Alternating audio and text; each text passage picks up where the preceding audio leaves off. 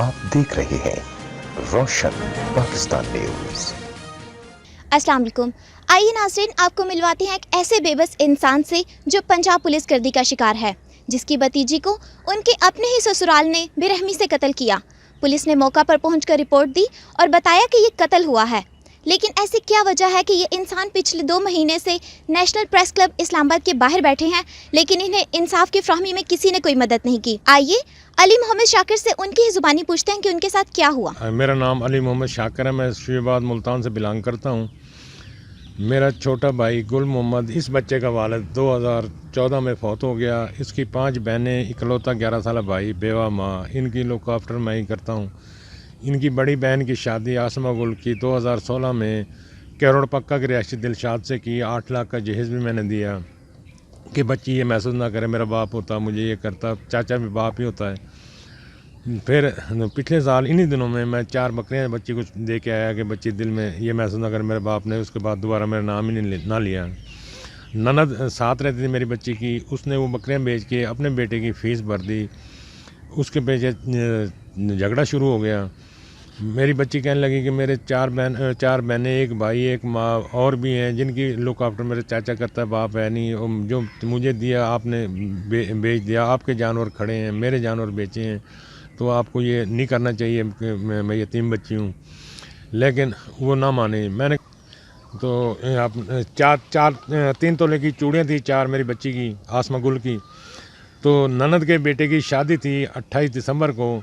तो 4 दिसंबर को उसमें तशद्दुद किया कि आसमा गुल उन्हें चूड़ियाँ दे दे, लेकिन आसमा गुल ने कहा कि मैं चूड़ियाँ नहीं दूंगी। उस पर इतना तशद्दुद किया कि वो तशद्दुद में वो जान भर नहीं हो सकती थी। उन्हें जब ये महसूस हुआ कि ये पिछलों को बता देगी, बच तो सकती नहीं, तो उन्होंने गला दबा के कत्ल कर दिया। मुझे सुबह 8 बजे दिलशाद फ़ोन करता है घर के नंबर पे कि आपके अपनी बेटी को ले जाओ, वरना मैंने बाप को ड्यूटी पे जाने, शरीफ को जाने से ड्यूटी पे रोक रखा है और हम कत्ल कर देंगे। बच्ची जबकि रात की कत्ल की हुई थी, एक फ़िल्म चल रही थी। 8 बजे से लेके 10:43 तक मुसलसल शरीफ से मेरा रब्ता है। मैं बार बार फ़ोन करता हूँ तो उससे रब्ता रहा। 10:43 पे शरीफ मुझसे कहता है यार आपकी बेटी अटैक से फौत हो गई है। लेकिन मुझे यकीन ना आया। कॉल की थाना को, मैंने कहा जी इस तरह बच्ची मेरे हिसाब से मर्डर है, आप वहाँ जाएँ। थाना धनोट वहाँ पे पहुँचा। उस दौरान डीएसपी करोड़ पक्का आबद वड़ाइच भी पहुँच गए। तो उन्होंने उस वक्त एक और फिल्म बनाई कि 2 टैलें ऊपर छत से निकाल ली और कि ये पक्के से लटकी हुई थी और हमने फलां लड़के ने उतारा है और फिर हमने चारपाई भी लिटाई है। मेरे भांजे करोड़ पक्के के हदूद में रहते हैं। मैंने भांजे को भी फ़ोन किया, मैंने ज़फ़र को, कि आप फ़ौरी तौर पे वहाँ पहुँचें। और पुलिस को मेरे भांजे ज़फ़र ने कॉल की। उसका एक दोस्त था पुलिस वाला, उसके साथ बशीर एसआई भी साथ खड़ा था। बशीर एसआई से बात हुई और वो वहाँ पहुँच गए। डीएसपी करोड़ पक्का भी पहुँच गया। उन्होंने नई फिल्म चलाई कि ये छत से पक्के से लटकी हुई थी, 2 टैलें निकाली, टैलों और हमने नीचे उतर के उतारा है और चारपाई भी लिटाया है। डीएसपी आबद वड़ाइच ने कहा कि बच्ची अगर इन 2 टैलों के दरमियान से बंदा गुजर नहीं सकता, अगर गुजर भी जाता तो यहाँ मिट्टी गिरी होनी थी, काफ़ी मिट्टी नहीं है। और अगर बच्ची लटकी होती तो छोटा बड़ा पेशाब निकला हुआ होता, इसका मुंह खुला होता, ज़बान काफ़ी बाहर निकली होती, आंखें खुली होती। तो बकवास कर रहे हो, ये बच्ची रात की कत्ल है, ये कत्ल है बच्ची। तो डीएसपी करोड़ पक्का आबद वड़ाइच ने क्राइम सीन 15 और पीएसएफ फिंगर टीम 2 को फ़ोन किया और डीपीओ लोधरा को भी फ़ोन किया। हमारे घर से 80 किलोमीटर का फासला पड़ता है जहाँ बच्ची मर्डर हुई थी। मैं भी कैरी डब्बा किया, पूरी फैमिली को साथ लिया, पहुँचे। जब हम पहुँचे तो डीपीओ लोधरा और क्राइम सीन की दोनों टीमें पहुँच चुकी थीं। तमाम ने अपने में तफ्तीश की और सब ने अपनी तफ्तीश से मुतफ़िका तौर पर डीपीओ मलिक जमील ज़फ़र ने कहा कि ये बच्ची रात 11 से 12 के दरमियान की मर्डर है और गला पहले तशद्दुद किया गया और फिर गला दबा के मारा गया है। हम अपना थाने धनोट की मौजूदगी में बच्ची को पोस्टमार्टम के लिए करोड़ पक्का लाए।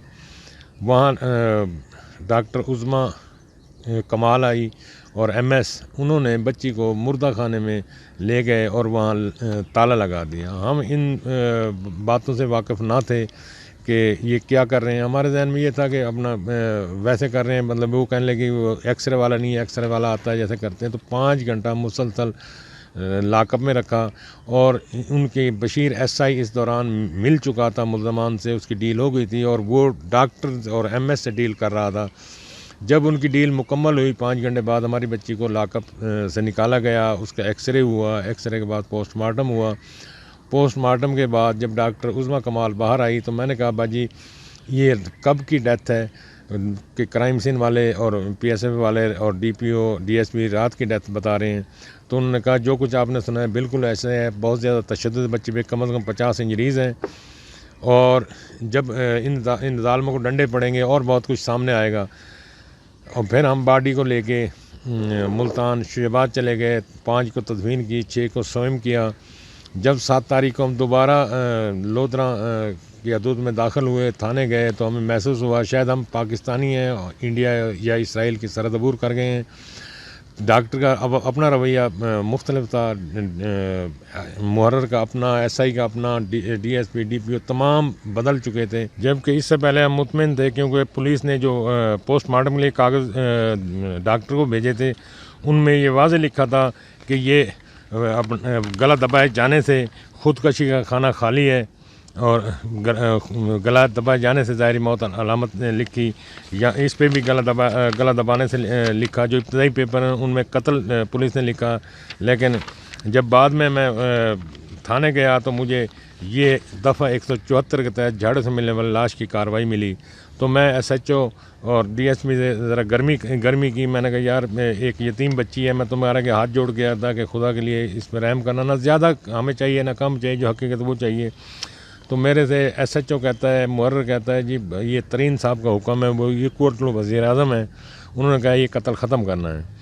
میں اس کے 174 کو ختم کرانے کے لیے ایف آئی آر درج کرانے کے لیے بہت جگہ بھاگا، عثمان بزدار کے بھائی کے پاس گیا، چیف سیکرٹری، ہوم سیکرٹری، آئی جی، سیکرٹری لا، زبیر نیازی صاحب، تمام نے مجھے لیٹر دیے جو یہ ساتھ میرے پاس موجود ہیں، لیکن میرے لیے یہ سب کچھ آسمانی صحیفہ بنا رہا، اور مجھے ایک دن بھی ایف آئی آر نہ ہوئی۔ 1.25 مہینے کے اندر فرانزک رپورٹ لاہور سے قتل کی آ گئی، جو ڈاکٹر نے چھپا لی۔ میں نے مجسٹریٹ کو درخواست دی، مجسٹریٹ نے مجھے لکھ کے دیا کہ یہ ڈاکٹر کے پاس ہے، میں ڈاکٹر کے پاس لے گیا، مجسٹریٹ ایم ایس نے لکھ دیا تحریری طور پہ، یہ لیٹر ہے ایم ایس کا کہ 15 فروری کو ڈاکٹر چھٹی پہ گئی ہوئی آئے گی، اس کے بعد بتائیں گے۔ لیکن مجھے کنفرم یقین تھا کہ رپورٹ آ گئی ہے۔ میں نے سیشن جج کو درخواست دی لودھراں کو، انہوں نے 10 تاریخ کو طلب کر لیا اور 10 تاریخ کو فرانزک رپورٹ سیشن کو پیش کر دی گئی۔ 12 تاریخ کو ہماری ایف آئی آر سیشن اس رپورٹ آنے کے بعد ہماری ایف آئی آر ہو گئی 302 کی، اور پرچہ درج ہوا۔ پرچہ درج ہونے کے بعد یہ ایف آئی آر ہے 300 جو ہماری درج ہوئی ہے 12 تاریخ کو۔ اس کے بعد ملزمان کو نے اپنی ضمانت کرا لی کہ ڈی پی او لودھراں میرے سے کہتا ہے جی آپ ان کی ضمانت اٹھوائیں، ملزمان سے کہتا ہے چیک پر نوٹ کا پرچہ تو نہیں، تم نے ضمانتیں کرا گرفتاری دو، اس کے بعد مطلب پتہ چلے گا کہ حقیقت کیا ہے۔ اور میرے سے بھی کہا کہ آپ ان کی ضمانت میں روڑے ناٹکانا اٹھواؤ، میں گرفتار کرتا ہوں۔ یہ ملزمان نے ضمانت کرائی تھی، جس کو ڈی پی او کہنے پہ ہم جب ان کے وکیل نے کہا ہم وڈرا ہوتے ہیں تو میرے سے پوچھا سیشن جج نے آپ کو اعتراض تو نہیں ہے؟ میں نے کہا نہیں ہمیں اعتراض نہیں ہے۔ یہ رپورٹ ہے جی فرانزک رپورٹ، اس کے 2 پیپر مجھے ملے ہیں، 9 پیپر ہوتے ہیں، اس کے 7 پیپر ابھی بھی چھپائے ہوئے ہیں۔ اس میں اسپوک سے موت تحریر ہے، نہ گردن ٹوٹی ہے، نہ کوئی جوڑ اکھڑا ہے، نہ کوئی مسل ٹیڑھا ہوا ہے، کلیئر مطلب ہے قتل قرار ہے۔ لیکن اب police Lodhran, D P O, D S P, S H O وہ اس بات میں بضد ہیں کہ اس کو کس طرح ختم کیا ہے، کیونکہ انہیں ترین صاحب کا حکم ہے وہ بھی فالو کرنا ہے، اور پیسے بھی 50 لاکھ کا ایکڑ بکا ہے، وہ پیسے بھی ہضم کرنے ہیں۔ جہانگیر خان ترین صاحب وہاں کے تمام افسران، پولیس، ڈی سی، تمام افسران جہانگیر ترین کے حکم سے، چھوٹا سا ضلع ہے اور ترین صاحب کے حکم سے ہی چلتا ہے۔ ایس ایچ او اور ڈی ایس پی نے بھی میرے سے کہا ہے کہ وہ جو ترین صاحب کا حکم ہے وہ فالو کرنا ہے، آپ کا نہیں کرنا۔ اب انہوں نے ایس ایچ او نے مجھے بلایا میں گیا وہاں مطلب میرے پاس ریکارڈ ہے جس میں وہ کہتا ہے جی میں نے ملزمان کے چاہے 100 بندے بیان لکھوائیں لکھوں گا اور ایک دن آپ کو دوں گا، لیکن مجھے 1 منٹ بھی نہیں دیا گیا۔ اور ہمارا جو چالان بھیجا ہے کورٹ میں اس میں لکھا ہے کہ مدعی نے 1 دن بھی نہیں آیا۔ میرے پاس ڈی پی او نے بلایا، میں گیا، اس کی ریکارڈنگ میرے پاس ہے۔ میں نے ڈی سی لودھرا کو درخواست سب سے پہلے لکھی کہ جی مجھے یہ رپورٹ چاہیے فنگرز کی، یہ لیٹر ہے۔ ڈی سی نے پرسنل ریکویسٹ کی کہ یہ دو، لیکن ڈی پی او کہتا ہے یہ میرا میٹر ہے، اس کا نہیں ہے۔ پھر دوبارہ میں نے درخواست ڈی سی کو دی، اس نے پرسنلی پھر لکھا، یہ اوپر یہ مور دستخط ہے، لیکن اس نے کہا میں نہیں دیتا۔ اس کے بعد میں نے چیف سیکرٹری کو جا کے ریکویسٹ کی، میں نے کہا جی مجھے یہ رپورٹ ملنی چاہیے، ایکس رپورٹ ملنی چاہیے، فنگر کی رپورٹ ملنی چاہیے، موبائل ڈاٹا ملنا چاہیے، نہیں دیا۔ یہ ہوم سیکرٹری کو میں نے گیا، ہوم سیکرٹری یہ نمبر ہے اس کے اوپر لکھا ہوا۔ میرے آئی جی صاحب کا 2 دفعہ گیا، ایک دفعہ بابی کے نام سے درخواست، ایک دفعہ میرے نام سے کہ ہمیں کرائم سین فنگرز کا ڈاٹا دیا جائے، موبائل ڈاٹا دیا جائے، ایکس رپورٹ دی جائے اور ہماری تفتیش چینج کی جائے، لیکن ان آئی جی کہنے پہ بھی کچھ نہ ہوا۔ یہ اپنا زبیر نیازی صاحب نے بھی لیٹر بھیجا لیکن کچھ نہ ہوا۔ 4 دفعہ مجسٹریٹ نے بھی لکھ کے یہ دیا ہے کہ مدعی کو آپ یہ تمام ثبوت دیں، لیکن ان کے 4 دفعہ لکھنے کے باوجود بھی ہمیں ڈی پی او کہتا ہے یہ میرا پرسنل میٹر ہے، خفیہ میٹر ہے، یہ ہم آپ کو نہیں دے سکتے۔ میں نے کہا ڈی پی او صاحب یہ آپ کا میٹر نہیں ہے، یہ میری بچی قتل ہوئی، آپ کی بچی قتل نہیں ہوئی۔ 73 کے آئین کے تحت آپ لمحہ بلمحہ مجھے باخبر رکھنے کے پابند ہیں اور مجھے تمام کچھ دینے کے پابند ہیں، لیکن وہ کہتا ہے 73 کا آئین مجھے دکھاؤ۔ میں نے کہا سر میں نے پھر انہیں دکھایا، میں نے کہا فلاں قانون کے تحت آپ دینے کے پابند ہیں، کہ نہیں میں نہیں دے سکتا، یہ میرا خفیہ میٹر ہے۔ اور جو ہمارے قاتل ہیں، قاتل کے باپ کے اوپر یہ 2000 میں ایف آئی آر قتل کی درج ہوئی ہے، جو اس نے ایک بچے کو قتل کیا تھا، اس کے اوپر اس کو بھی بے گناہ کیا ہے اسی سیاسی پریشر کی وجہ سے، جہانگیر ترین اور وہاں کے جو جاگیردار ہیں ان کی وجہ سے یہ اس میں بھی بے گناہ ہوا ہے۔ یہ تھانہ صدر لودھرا میں ہے۔ میں ڈی پی او سید قرار حسین لودھرا کے پاس جب گیا، میں نے کہا سر یہ اس کے باپ پہ ایف آئی آر ہے، یہ کریمنل لوگ ہیں، اس میں پہلے بھی پی ٹی آئی کے جہانگیر ترین صاحب اور دوسرے پی ٹی آئی کے رہنماؤں نے یہ بے گناہ کرایا ہے اس ایف آئی آر میں۔ یہ دوسری ایف آئی آر اس کے چاچے کے اوپر ہے، ہمارے قاتل کے چاچے کے اوپر، جس نے مرزا ناصر بیگ سابق ایم این اے کے بھائی کا ٹریکٹر ڈکیٹی کیا، لیکن پی ٹی آئی کے رہنماؤں کی وجہ سے ڈکیٹی کا پرچہ درج نہیں ہوا، چوری کا پرچہ درج ہوا ہے، جس میں سے کچھ پیسے دیے بھی ہیں، مکا ہوا ہے۔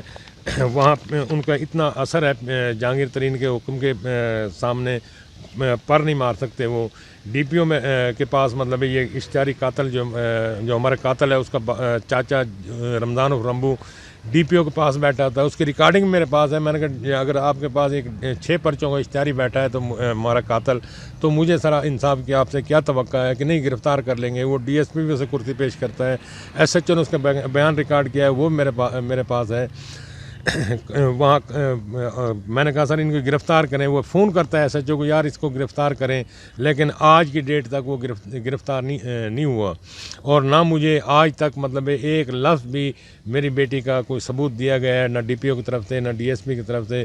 ڈی ایس پی میرے سے بار بار کہتا ہے بت بڑا کہ یار آپ کو یہاں انصاف نہیں ملا، آپ چینج آف انویسٹیگیشن کرا لیں۔ میں کم از کم 20 درخواستیں مار وسیم سیال کو دے چکا ہوں، آر پی او ملتان کو، کہ سر مجھے وہاں انصاف نہیں، ایک وہاں آپ کی تفتیش لازمی ہوگی۔ میں نے کہا سر مجھے وہاں ایک چھوڑ وہاں کئی تفتیشیں ہو گئی ہیں، جو یہ 174 آسمانی صحیفہ آپ نے فٹ کیا تھا وہ بھی تو وہیں ہوا ہے۔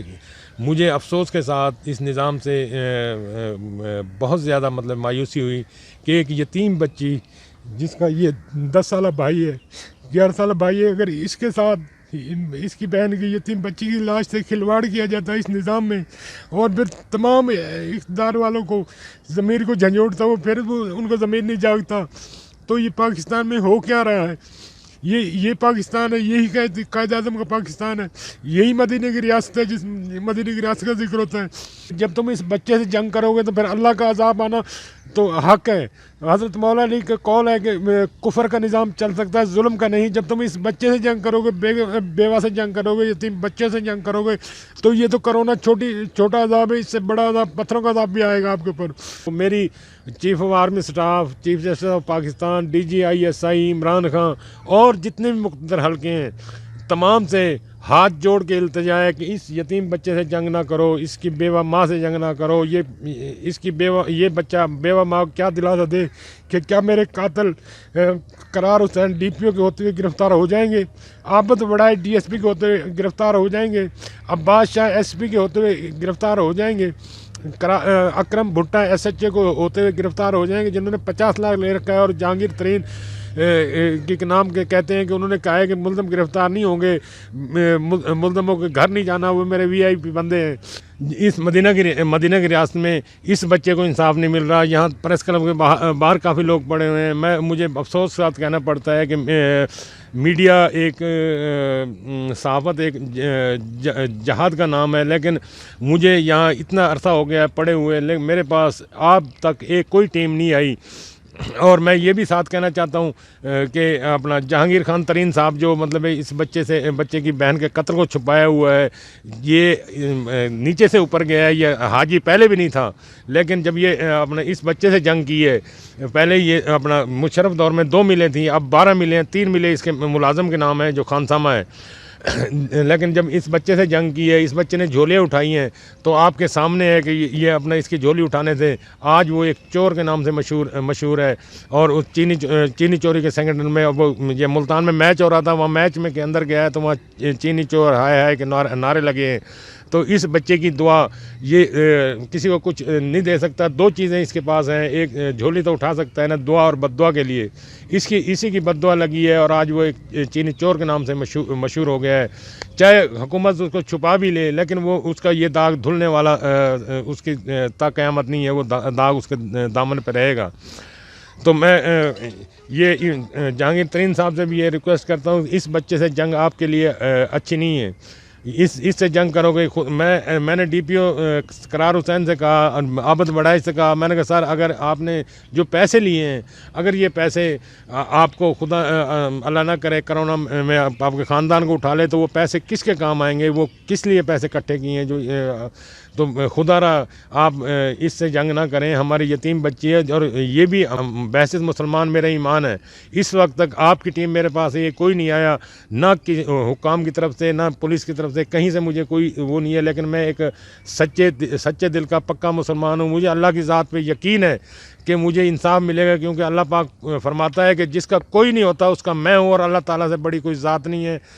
मेरा ईमान है कि आप हमारा वसीला बन रहे हो, रोशन पाकिस्तान की टीम रोशन पाकिस्तान हमारा वसीला बन रहा है। हमारी आवाज़ इन तक हुक्मरान तक पहुँचेगी और हमें इंसाफ मिलेगा, और यतीम बच्ची का कत्ल का इंसाफ होगा। चाहे इसमें जहांगीर तरीन आए, कोई और जितने भी आएंगे, इंशाल्लाह नीस्त तो नाबूद होंगे, और यतीम बच्चे कत्ल निकल कर रहेगा। और मैं रोशन पाकिस्तान की टीम, रोशन पाकिस्तान का मशकूर हूँ, जिन्होंने आके हमारी पहली दफ़ा आके यहाँ इतने अरसे से पढ़े हैं, किसी ने नहीं सुनी, और आपने और आपके चैनल ने हमारी सुनी है। और अल्लाह पाक आपके चैनल को और आपको बहुत ज़्यादा तरक्की दे, तंदुरुस्ती दे, आपके चैनल के मालिक को भी बहुत ज़्यादा इज़्ज़त और तंदुरुस्ती दे।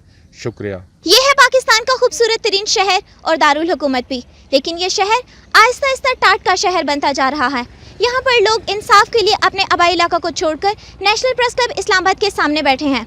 इंसाफ की इस हुकूमत में क्या इन लोगों का ये मुकद्दर है कि खुले आसमान तले बैठे? ऐसी क्या वजह है कि मोहम्मद अली शाकिर को उनके आबाई इलाका में दर-बदर भटकने के बावजूद भी मुतलका अदारों से इंसाफ नहीं मिला? क्या ये इंसानियत की बहुत बड़ी तजलील नहीं कि एक हामला औरत को उसके अपने ही ससुराल वालों ने गला घोंट कर कत्ल कर दिया? ऐवान में बैठे हुक्मरानों को चाहिए जो इंसाफ के दावे करते हैं कि इन लोगों को इंसाफ दिलाएं। रिपोर्टिंग टीम अमीन फारूकी और कैमरामैन जावेद मलिक के साथ सायरा अख्तर, रोशन पाकिस्तान न्यूज़, इस्लामाबाद।